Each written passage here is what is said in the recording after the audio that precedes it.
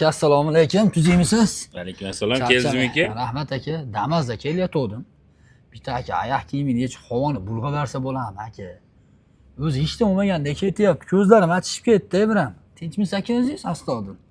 Yo'q aka. Qarang. Lekin mana ishda ham bitta ibrat bor-da. Bu odam o'zi bilmayapti-yu, qancha ziyon keltirayotganini atrofga. Bu qarz odam ham shunaqada. Mana qarz oladi, qarzini bermasdan atrofga qanchalik ziyon keltirayotganini o'zi bilmaydi. Shu patinkasini yechgan odam bilan bir xilda u. Qayerdan keladi bunaqa gaplar, jon aka? Har bitta gapingizni menga tekkizib o'tib ketyapti, jon aka.